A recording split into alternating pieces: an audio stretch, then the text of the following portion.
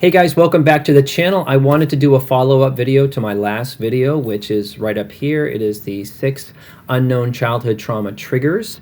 And I wanted to circle back to it to give you guys some resources and give you guys the opportunity to do a little bit of exploratory childhood trauma work and how to deal with those triggers differently in the present when they come up. What I'm going to do with each of those 6 things is give you 2 exercises for each one. The first exercise is I'm going to have you guys come up with 3 examples from childhood about how that trigger would have been true. And that to be as specific as you can, as best as you can, about sort of memories, dynamics, that kind of a thing, and how those things made you feel. You'll see what I mean as I go through each one. The second thing, the second tool that I'm going to have you do with each one, I'm going to be giving you guys some inner child-based reparenting ideas about how to, they're like recovery ideas about how to think differently when that trigger comes up in the present, how to like better have a better attitude about it, have better thoughts about it when these things come up. And if you haven't seen the video, check out the video first, because this is all going to be gobbledygook. So go through that whole video, then circle back to this one. And I'll have everything in the description box to the video. If you're new to me or new to the channel, welcome. If you like this stuff, hit some buttons on your screen, subscribe buttons, like buttons, can't miss. If you would like to join my waiting list for therapy, you can go to my website, and while you're waiting, you can also check out some of the e-course work that I offer there. And if you like these videos, if you feel like they're helpful to you, you can consider supporting the work that goes into the channel over at my Patreon. This is the worst part of these videos is that spiel that that I give. So it's probably just kind of get through it as fast as I can. So all you need to do for this video is grab yourself a pen and paper, and we're going to dive into each one. So here we go. So back to number 6, people who are thoughtless and oblivious. This is when we get triggered to others that we see as thoughtless and oblivious, and the trigger is rooted in childhood, and we project our parents or our childhood stuff onto people in the present, even if people are being jerks in the present. So the 3 journaling writing prompts is to give me examples, or give yourself examples from childhood about how the parents or the family system had that thoughtless and oblivious thing going on, and how that made you feel. For example, let's just say the pet dies in the family, the dog dies or the cat dies in your childhood, and the parents are just they're just emotionless about it, or they're jerks about it, or they're just like, like, oh, don't be so upset about it. Like many clients that recount those kind of experiences with really unempathic sort of parents. So that's an example about how people were thoughtless and oblivious to your feelings, or to the sort of loss of a family pet in that way, or loss to your siblings. And then with that example, to try to be as specific as possible, think about how you would have felt. Would you have felt like hatred for them? Would you have felt like sort of for the parent who's like that? Or another example is having parents who are super self-consumed and not present. They're not aware that you or your sibling is being bullied. They're not aware of how they treat each other, or that kind of a thing. Or did you have super rigid parents who themselves did a lot of moral policing about people who are thoughtless and oblivious, like sort of, well, we wouldn't do that, like that kind of stuff. And then it's what was, you were conditioned in the kind of family system where you picked it up from them to try to be superior to people by really observing their behavior. Like if you grew up in a very rigid religious system, there can be this like sort of silent looking down on people, is what I sort of mean by that. Or were parents and siblings super selfish and there was no sense of fairness and justice?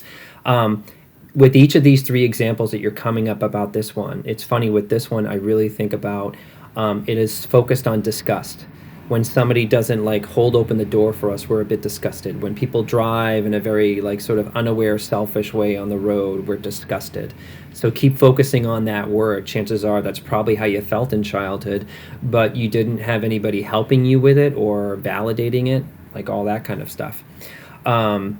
So then the second part is to think about, here are some recovery ideas when this trigger comes up about thoughtless and oblivious people. These are things your adult part can sort of get yourself out of this stuff a little bit by thinking, someone doesn't hold a door open for us in that quick moment. People are complex. Not all people are bad. We don't have to morally police people like we did in childhood, or because it's sort of, it's not really necessary anymore. Maybe that person had something going on, devil's advocate. Maybe that person is going through a breakup. Maybe they're a childhood survivor themselves. Or maybe they are maybe they are a jerk, but we don't have to care so much about it. Another recovery idea is, and this is a little bit tricky, is how are you different now that you're an adult? And what I mean by that is like you're not at the mercy of a very thoughtless and oblivious sort of parent in your life. You can just kind of roll with it or let it roll off your back. And a little bit more about that is that this doesn't mean that you're going to become super passive or that you're going to become a pushover. Is what I'm trying to get you guys to think about is how do you become disinterested and more peaceful and suffer less by not caring so much about what people do and what they don't do. So that's what I mean. Jumping into number 5, saying no plus mind reading, some journaling props, write 3 examples from childhood and how those examples might have made you feel when they came up in childhood. Be specific, be as specific as you can. So saying no, was codependency modeled for you? Did you have a parent who couldn't say no? Did you have a parent that sort of enabled? Did you have a parent that would become secretly resentful in a codependent way and expect people to read their mind? Was your voice squished because of parents who were intolerant or like overwhelming, so it was totally unsafe to say no, or you wouldn't even you wouldn't say anything, you know? It's like you wouldn't even have that voice to express yourself. Was there absolutely like no room for you in what you might have wanted? I have a lot of clients that had parents who would like that kind of childhood where the parent is living vicariously sort of through you. So it's like you're gonna do ballet or you're gonna do soccer, and there's no room to say no because it's the parent is making it about them. So that's sort of what I mean by those examples. And how might those examples have made you feel? Some recovery ideas about this one is to parent the inner child about what's good about expressing ourselves and what's good about saying no. Do we honor ourselves more when we say no, sort of like no to the extra project at work, sort of no to the gathering that our partner wants to do, but we just don't have the headspace for it? When we say yes to those things, I think we start to hate ourselves and feel like we're weak. Why didn't I say no? I don't want to do this. And we're just all sort of suffering and not peaceful sort of within that. So to be thinking about what are some concrete examples about how saying no to things is a good thing, because inner children don't believe that it's a good thing. And an additional recovery idea is to question, is it better to say no than to be secretly resentful and then to be sitting on all that stuff? Another recovery idea is, I'm kind of can't talk today. Does expecting people to read our minds, does that actually work? Does it work in the way that, because usually people don't pick up on what we want them to pick up on, and that's almost like a self-fulfilling prophecy, which isn't good for the inner child. To really explore, does wanting people to read our mind work? Because it's probably not a good thing. So those are some recovery ideas for that one. Number 4, having someone mad at you / being misunderstood. Examples from childhood. Were you shamed unfairly? Did your parents weaponize things, weaponize shame? Where this is a huge one, I find. It's really one of the most toxic behaviors in like Gottman's couples work. It's in the toxic family system. Is the use of silent treatments is a great example, where like my mom would be mad at me for like a day and a half, 2 days over something that I did that really wasn't that big of a deal when I look back at it. And that's how you really wreck a child, because those silent treatments are like, you're bad, you're not lovable. That's a really good example about having people be mad at you, because in childhood it's intolerable to kids to not feel lovable or to not feel like they're good kids. Were you not considered to be a child and misunderstood is this other part of one, and did you have a lot of adult expectations on you? And in your present life, we probably have issues around expectations. Like a lot of my clients feel like they need to be superstars in their relationships or at work. And if they're not superstars and amazing, they're not going to be acceptable. And then if we're not acceptable, people are going to be massively mad at us or disappointed in us, and that doesn't sort of feel safe. So that's those specific childhood examples, and how did those examples made you feel? If you were given silent treatments, think back, how do you think you felt? How do you think you felt when a parent would be doing that to you? Some recovery ideas about this one is that we're adults now, and we don't need to give toxic people the power to tell us who we are. So when someone is mad at us and it's like really unjust and unfair, we don't have to take that in. That's an idea from the adult. It's something to practice. We also don't need people to understand us when we're in conflict. We don't. We have energy that's like, I got to build a case, I got to get through to them, I really got to be explicit and clear that it wasn't my fault and blah blah blah. It's like, sometimes people just like don't want to hear it, and we don't need to be understood. We can embrace the truth for ourselves, that you did a good job at work, that it wasn't fair that your partner sort of did that. And those are things that we need to sort of develop in there, because we're giving sort of people who are mad at us or the misunderstanding way too much power. And lastly, a recovery idea is that it's impossible to have people not frustrated with it's just impossible. Clients get frustrated with me. I get frustrated with them. Happens in our relationships, happens in our family. It doesn't mean it's unsafe. It's just part of the human experience. So that's what I mean by that. And like people who are, it'll also pass. It's just part of like human nature. It'll get better. It'll get better by talking about it, I think. When we really value the relationships to talk about it. So that's what I mean by that. Number 3, other people's moods. 3 examples from childhood. Be as specific as possible and think about how those examples made you feel as a kid. Other people's moods. The eggshelly stuff with an angry dad. Sometimes in our family systems, there's just like, trauma can just simply also be tragedy. That one of our parents loses one of their parents and they are totally devastated by that, and they're depressed and they're really in a hole for a long time. That we're really aware, children are very heart-based, they're really aware of those feelings, and we just want them to sort of feel better and get better. But if no one's helping us while we're watching that happen, that's just a simple example of sort of like, it's like non-fault childhood trauma. That stuff can happen too.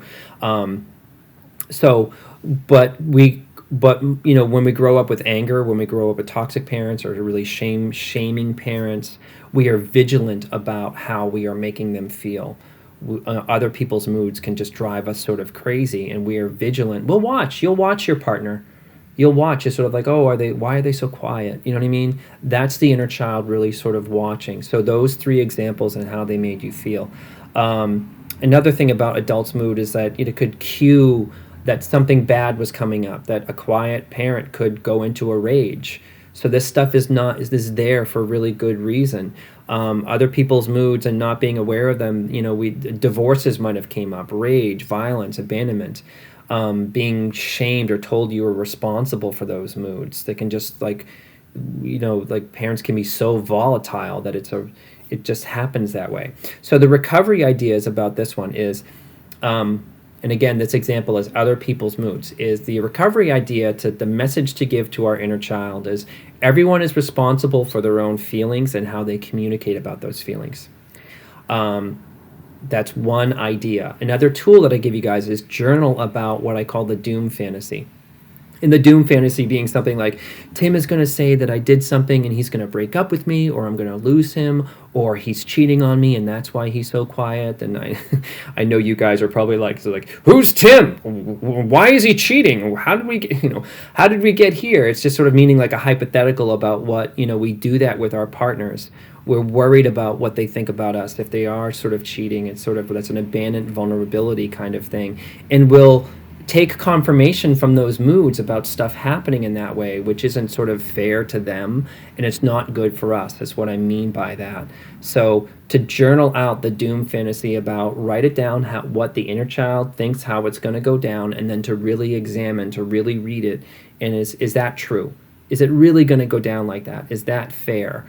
And would it be probably not even a good idea to maybe sometimes bring it up if the inner child is projecting that doom fantasy on somebody? The adult can be the gatekeeper for that.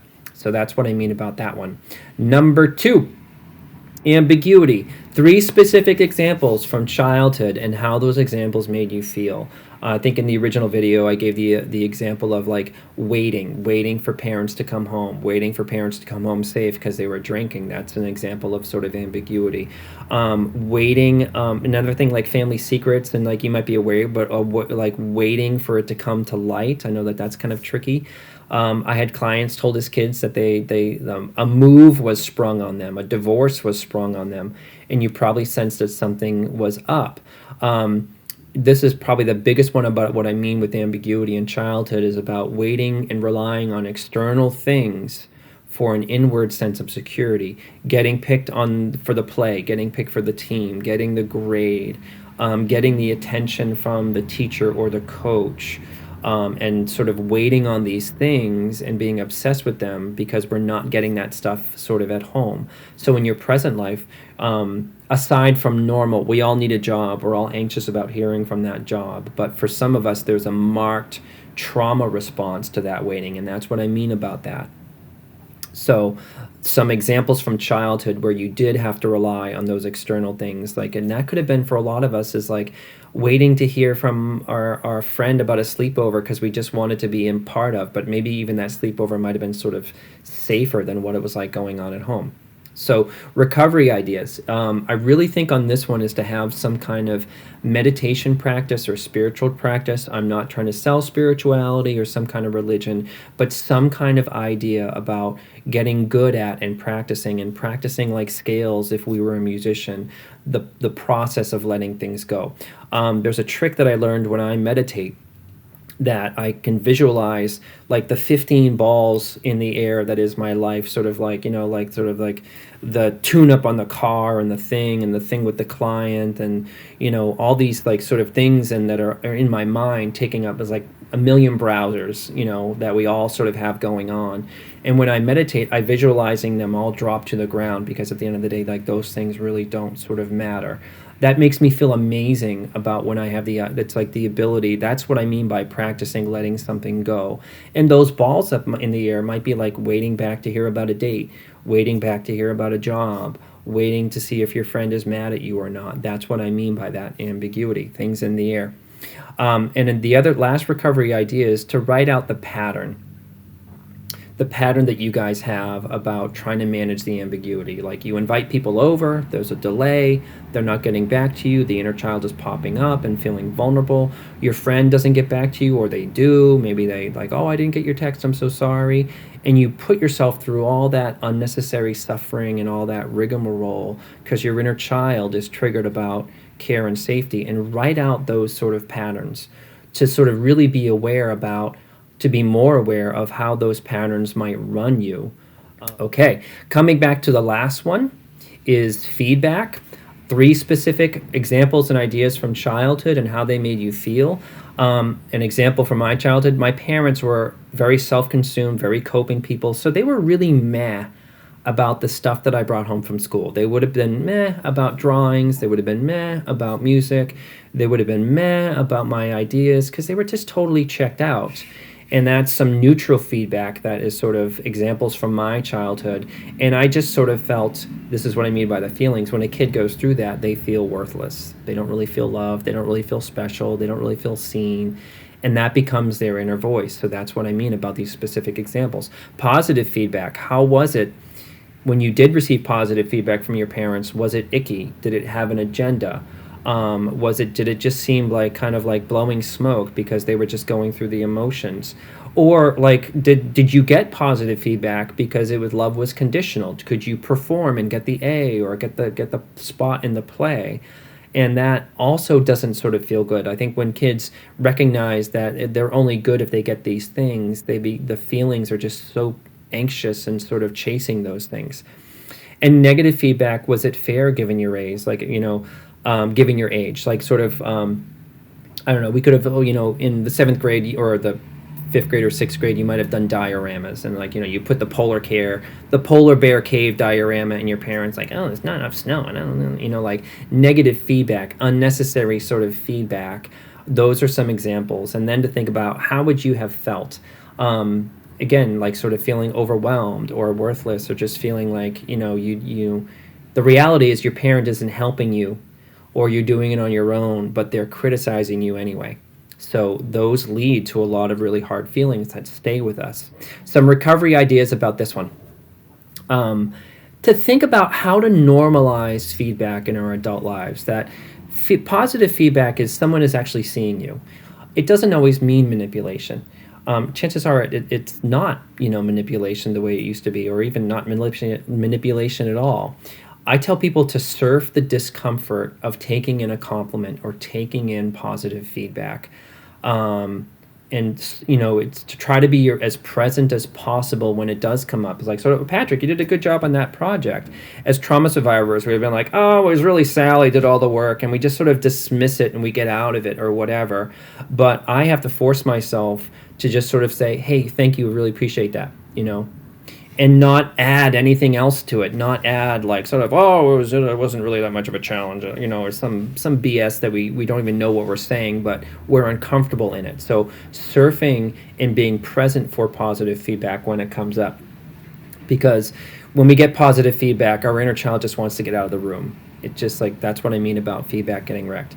Neutral feedback. This is going to sound weird. Sometimes spaghetti is just spaghetti. Sometimes a trauma survivor, we make a meal for our partner and we're just like, how is it? Is it good? Should I have added more mushrooms? Blah, blah, blah, blah, blah. And there's an example where we don't need to necessarily do that anymore, and try not to do that. Inner children can be extremely needy for attention and care. Not everyone is wired that way, but some of us are. And the adult can be the gatekeeper to that and sort of to say, spaghetti is spaghetti. You know what I mean? We don't need to sort of seek additional compliments in it. That is like what we didn't get from childhood. We don't necessarily need that from our partner.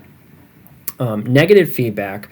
Our adult part can put pride and shame away and ask, is this negative feedback warranted? Could I actually have done a better job on that project? From a place of really being sort of subjective about it and not going into a shame hole about it. Or is the negative feedback warranted coming from a person who is maybe toxic, or we don't really respect that person and they maybe have an agenda? Or negative feedback doesn't have to define us. It did growing up, meaning that sometimes, it's impossible to be like 100% amazing all the time, but inner children think they can be a superhero that way. So sometimes you get negative feedback at work, sometimes it's warranted, and it's like who cares, It's just sort of like, you're not going to nail it out of the park every day. So that's what I mean by that. These are ideas for your adult part. And a lot of this work is to kind of be in a battle with ourselves. Usually the inner child is usually winning that battle with our beliefs and our reactions and our freakouts and whatever. But getting our adult in place is to kind of, it's like real parenting. It's actually pretty hard to do. It's a lot of inner convincing. But to get the adult in place, to be really kind of like, more confident and be able to kind of do it, it makes that battle so much easier. So wanted to follow up on all that. I hope that was useful to you guys. And as always, may you be filled with loving kindness. May you be well. May you be peaceful and at ease. And may you be joyous. Take care, guys.